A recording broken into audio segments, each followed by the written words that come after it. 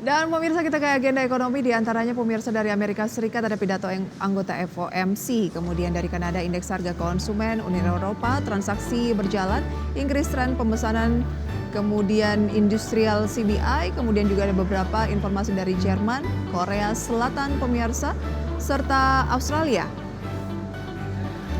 Kemudian pemirsa kita ke agenda emiten dari dalam negeri, diantaranya ada Dian akan melangsungkan RUPS, berikut juga dengan Cepin, TMPO, pemirsa, Main, ITIC, SMKL, kemudian ada ISAT, dan agenda emiten lainnya seperti pembayaran dividen tunai, pemirsa. Kita juga akan mengupdate posisi dari sejumlah indeks utama di kawasan regional Asia. Pada pagi hari ini akan menggambarkan sejauh mana pergerakan dari indeks harga saham gabungan di pembukaan sesi pertama Selasa ini. Terpantau mayoritas melemah dengan Straits Times turun 0,16%, Kospi Korea Selatan turun 0,42%, Hang Seng Hong Kong turun 0,99%, Nikkei Jepang naik 0,29%.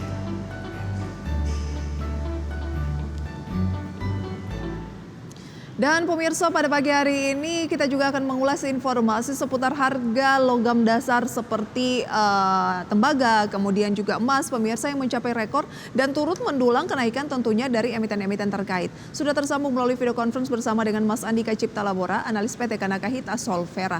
Selamat pagi Mas Andika. Halo, selamat pagi Mbak Prisa. Selamat pagi, semangat sekali ya Mas Andika. Ini Ya. Kita lihat bursa Asia tuh pagi hari ini rata-rata bergerak di teritori negatif.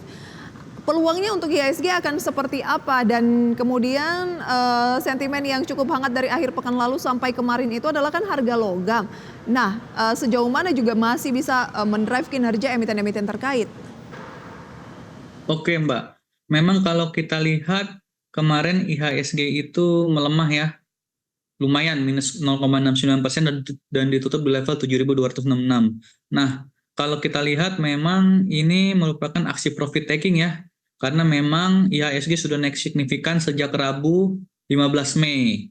Yang memang mendrive IHSG khususnya di hari Jumat minggu kemarin ya sampai hari Senin kemarin itu memang adalah emiten-emiten komoditas seperti komoditas oil, lalu nikel, timah, dan juga gold ya.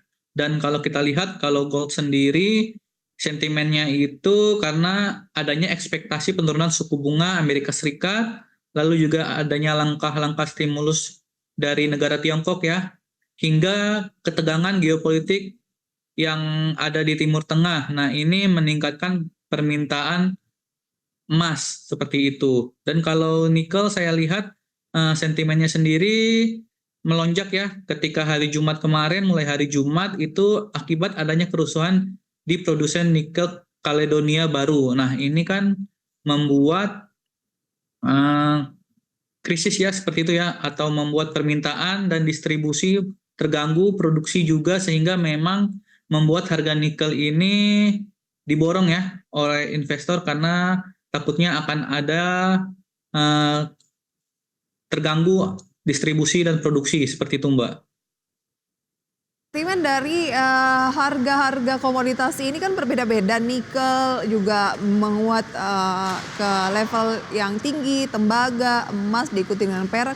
Itu kan masing-masing ada sentimennya sendiri. Nah, tembaga misalnya dikatakan bahwa ini ada yang cuma spekulatif begitu ya, karena sebenarnya dari harga fisiknya juga tidak mengalami kenaikan yang signifikan begitu.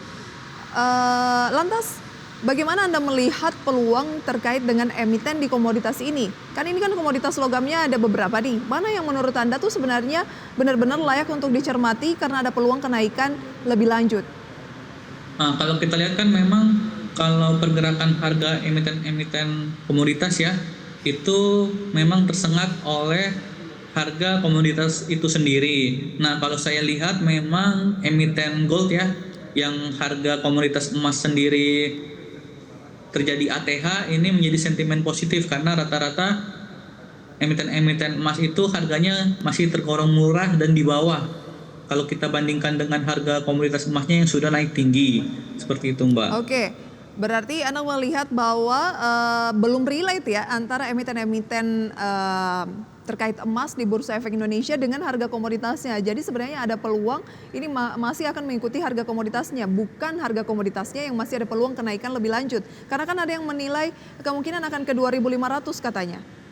Oke Mbak, kalau saya lihat memang untuk saat ini emiten emas masih lagging ya, dan memang karena harga komoditasnya sendiri mengalami kenaikan yang cukup signifikan hingga beberapa kali all time high, ini membuat average sell price-nya emiten bisa naik Mbak, sehingga memang nanti ke kinerja emiten sendiri bisa menjadi sentimen positif karena kinerjanya akan melonjak atau naik. Oke, Gitu Mbak. berapa target dari Kanakahita Solvera untuk harga komoditas emas dulu? Oke, kalau harga emas sendiri ya, eh,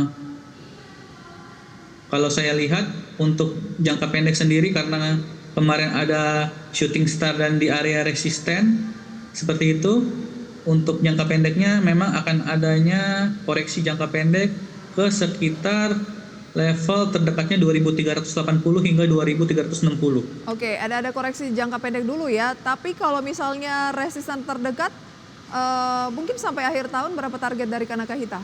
Ya bisa di 2500 hingga 2600 Mbak. Oke, ada peluang 2.500 sampai 2.600. Baik. Kalau nikel, ini kan harga komoditasnya didukung oleh harga sahamnya. Misalnya Inco begitu ya dari dalam negeri, termasuk ada sentimen individual dari emitennya itu sendiri. Tetapi Anda melihat kalau bicara mengenai emas, saham-saham pertambangan emas di dalam negeri belum terlalu mengadjust kenaikan yang sudah cukup tinggi. Jadi Anda melihat peluang untuk mencermati saham-saham berbasis emas, begitu ya Mas Andika? Ya betul Mbak, bisa kita perhatikan.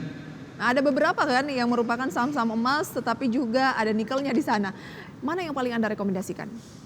Kalau untuk saat ini saya melihat ya dari perdagangan kemarin juga itu ada BRMS dan United Tractor dan MDKA yang memang masih ada potensi kenaikan pada perdagangan hari ini Mbak. Oke, kita ke BRMS terlebih dahulu. Satu pekan ini BRMS sudah naik 7% ke 154. Bagaimana Anda melihat peluangnya? Kemarin ini kan net buy tercatat di saham ini ya 9,43 miliar rupiah. Kemudian satu minggu terakhir juga 11,87 miliar rupiah.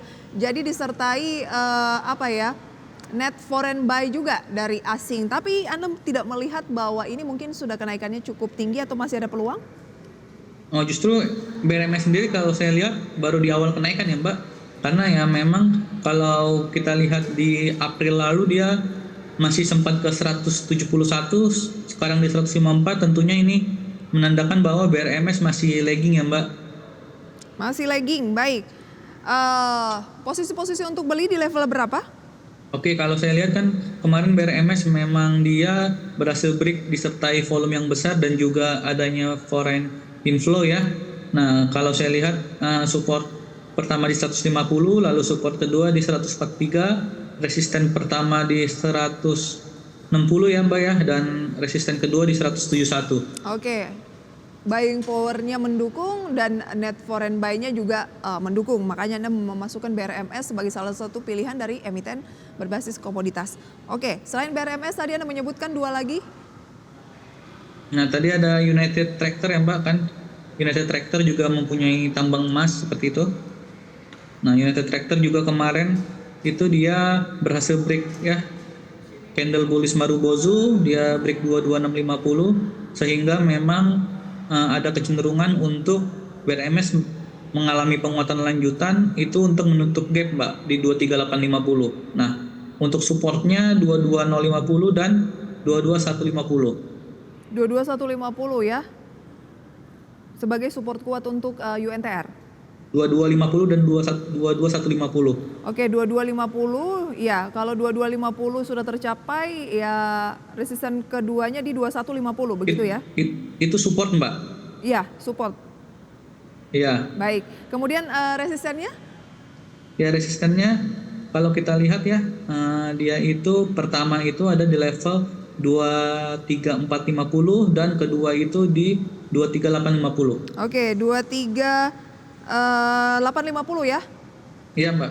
Oke, itu dia rekomendasi untuk UNTR kalau berbicara mengenai emas pemirsa ya. Ada BRMS dan UNTR. Tadi juga Anda menyinggung kalau nggak salah MDKA ya. Iya. Bagaimana ya, dengan MDKA? MDKA sendiri memang kalau kita lihat dibanding dengan BRMS dan UNTR ini memang sedikit sudah naik dulu ya, seperti itu. Dan dia sekarang sudah di dekat resisten 2930. Nah, teman-teman juga masih ada potensi kenaikan walaupun sudah terbatas ya. Nah, ini juga saya perkirakan sedang berada di wave 5-nya, wave 5 dari wave 1-nya, sehingga memang ada kecenderungan untuk MDKA ya, untuk back 2930 dan menguat ke level 3000. Oke, tapi mungkin bagi yang baru mau masuk tunggu break aja 2950 ya. Iya Mbak. Oke, ada support di posisi berapa? Support pertamanya itu dia ada di level 2, di sini dia di 2820 Mbak. 2820 ya. Sebenarnya deket Iya. ya karena sekarang kan di 2800. 2800 ya, 2800 Mbak. Oh, 2800. Oke, itu Nah, dia untuk 2800. MDKA. Tapi kalau di ranking begitu ya, Anda lebih merekomendasikan yang pertama adalah BRMS, baru UNTR, kemudian MDKA, begitu ya? Betul Mbak. Oke. Betul. Kita lanjutkan nanti Mas Andika dan juga pemirsa, tetaplah bersama kami di segmen Market Buzz.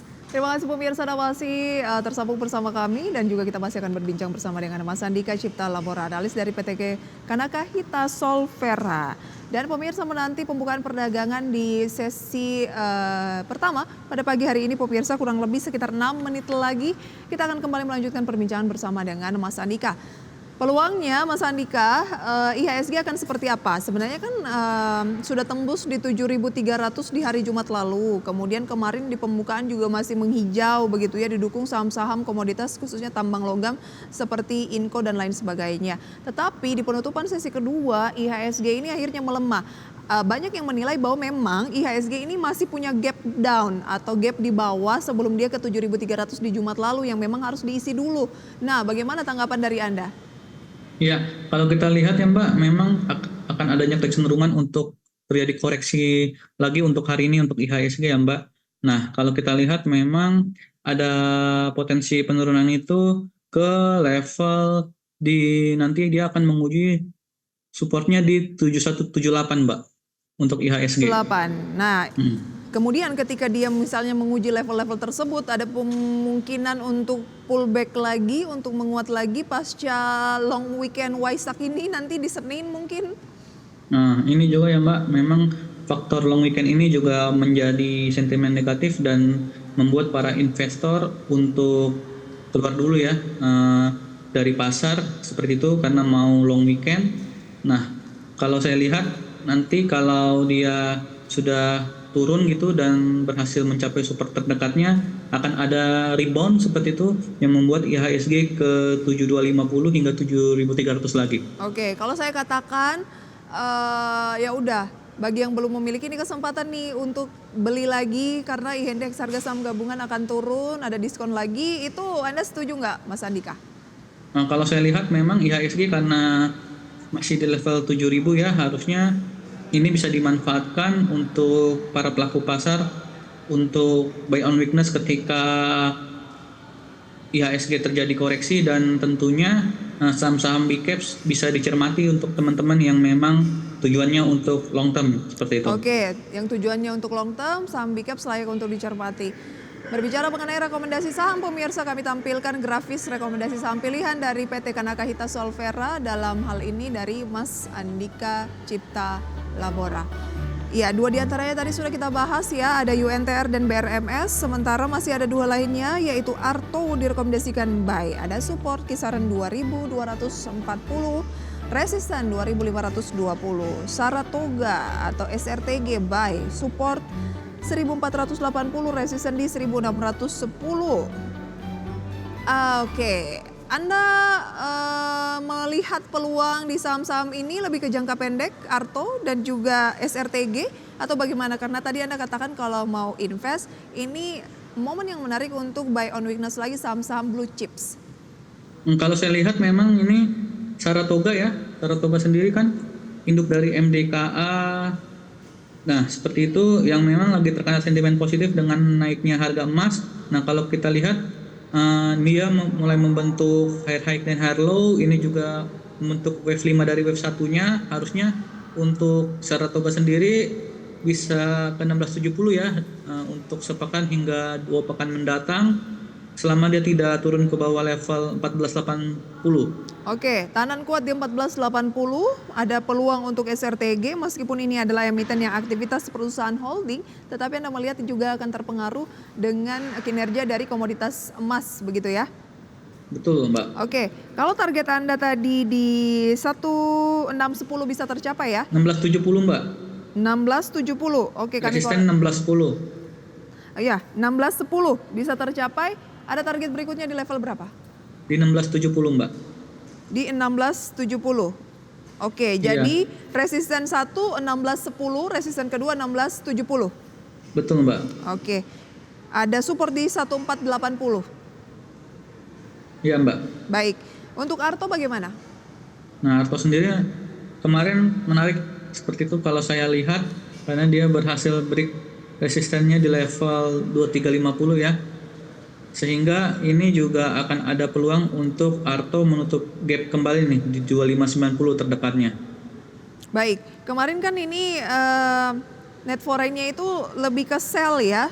Di pasar reguler 3,83 miliar rupiah.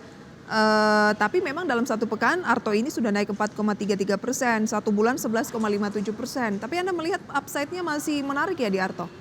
Masih menarik, Mbak, karena memang harga juga baru timbul higher high dan higher low ya, dan sehingga ini harusnya akan jadi momentum untuk Arto mengalami kenaikan lanjutan, Mbak. Baik, ada support di level 2240.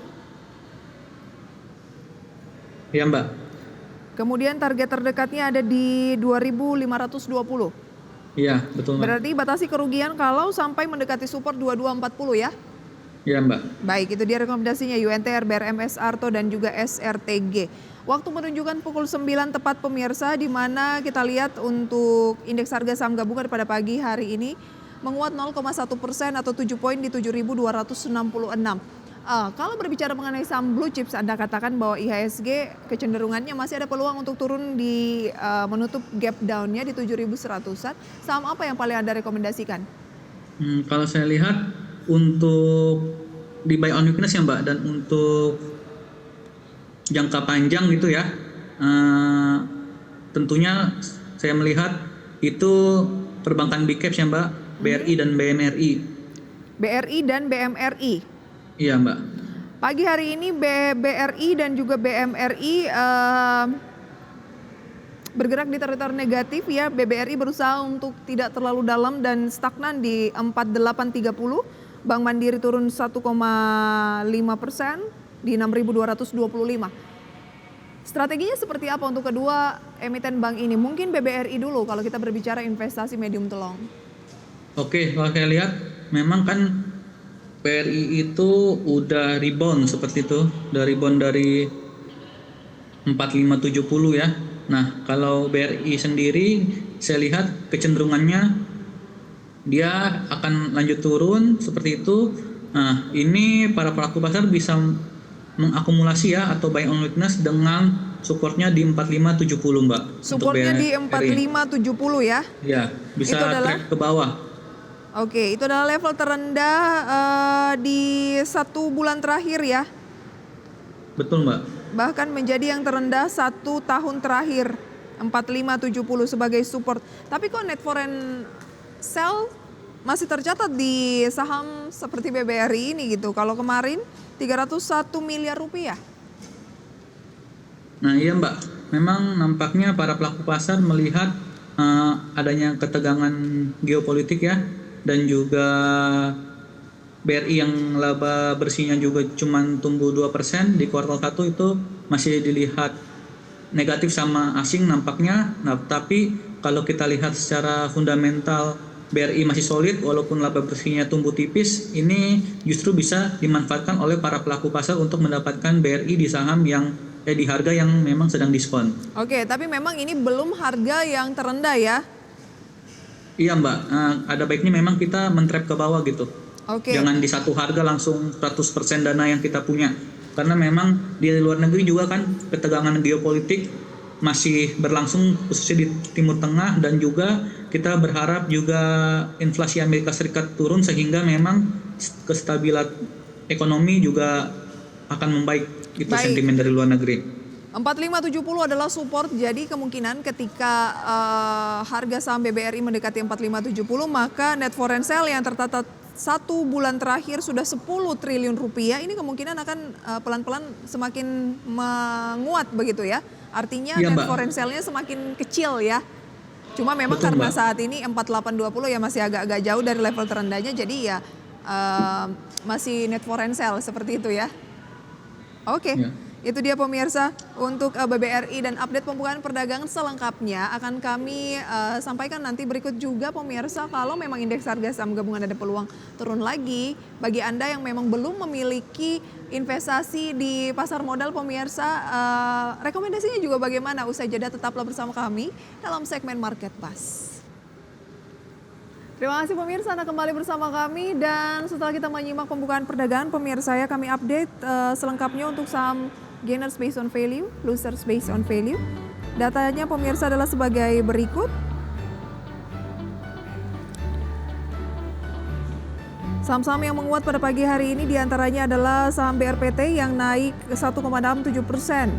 Pada posisi 1.220, Aman Mineral 2%. 10.700, kemudian Brand 4,5%, 11.475, disusul Pani, Cuan, Pegas, TOSK, BRMS yang merupakan rekomendasi dari Mas Andika, dan ada XCL. Top losersnya pemirsa adalah Metro Healthcare Indonesia yang turun 4,67% di 143, kemudian ada Hoki, OPMS, AHAP, PMMP, NIKL, IMPC, ASPI, dan juga ada KOKA. Sementara indeks harga saham gabungan pemirsa saat ini berada pada posisi 7.288 menguat 0,3% dengan nilai tukar rupiah terhadap dolar Amerika Serikat juga sebaliknya ya, anomali justru melemah 0,07% di 15.969. Mas Andika, Ya. Anda tadi katakan bahwa ada kemungkinan indeks harga saham gabungan akan turun dulu ke posisi 7.100-an. Bagi yang memang masih awam ya terkait pasar modal, baru ingin melakukan pembelian, strategi Anda sarannya seperti apa? Apakah pilih blue chips atau bagaimana? Ya, tentunya kalau kita bicara tentang investor atau para pelaku pasar yang baru masuk ya, yang awam memang untuk saya sarankan itu ya membeli saham-saham yang big caps, Mbak, yang memang volatilitasnya rendah ya. Nah, tidak seperti saham-saham yang memiliki market cap kecil atau tiny caps, sehingga memang saham-saham yang berfundamental baik lalu juga bermarket cap besar bisa dijadikan pilihan untuk para pelaku pasar yang baru melakukan aksi investasi saham, seperti itu, Mbak. Oke, seperti banking tadi Ya, yang Anda katakan? betul. Oke. Memang untuk banking kalau saya lihat di IHSG ini yang paling stabil ya, dan kalaupun dia koreksi untuk saham perbankan khususnya big caps ya, BNI, BRI, BCA, Mandiri itu akan ada kenaikan lagi setelah koreksi. Baik, Anda tadi kan mention selain BBRI, BMRI. Kalau pagi hari ini BBRI-nya naik, tapi BMRI di posisi kedua sebagai aktif berdasarkan nilai transaksi. Nah, turun 0,79% untuk BMRI. Strateginya bagaimana di 6275? Nah, kalau saya lihat memang BMRI ini bisa kita buy on weakness ya sampai ke level 5.700 nih, Mbak. Kalau saya lihat. Oke, kejar sampai dengan support 5.700-an di Bank Mandiri gitu ya. Betul, Mbak. Ada resisten terdekat di posisi berapa? Untuk Mandiri sendiri memang dia resisten terdekatnya di level 6575. 6575 begitu ya. Ya tapi kalau Betul, Mbak. berbicara banking sih berapapun levelnya sebenarnya menarik untuk dilakukan pembelian, makin murah makin bagus, apalagi kalau fundamentalnya juga oke seperti BRI dan Bank Mandiri begitu ya. Betul, Mbak. Oke.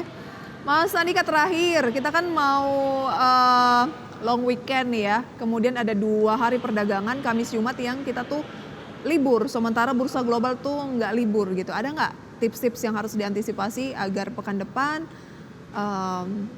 tetap tidak terdampak negatif lah sentimen eksternal? Oke, Mbak. Memang kalau kita lihat menjelang long weekend ya, para pelaku pasar bisa lebih sabar ya untuk melakukan aksi beli, karena memang kadang sentimen dari luar negeri datangnya itu setelah IHSG libur panjang apabila dia ada sentimen negatif itu bisa membuat gap down ya. Akan tetapi sebaliknya ketika dia ada sentimen positif bisa membuat harga IHSG naik tinggi. Nah, memang para pelaku pasar untuk long weekend ini lebih baik wait and see terlebih dahulu dan bisa kembali mencermati pergerakan pasar untuk pekan depan. Seperti itu, Mbak. Baik, terima kasih Mas Andika sharing informasinya pada pagi hari ini. Sampai berjumpa kembali, salam sehat Mas Andika. Oke, Mbak, terima kasih. Dan pemirsa, itu dia segmen Market Buzz, semoga bisa menjadi referensi sumber informasi untuk portofolio investasi Anda ya.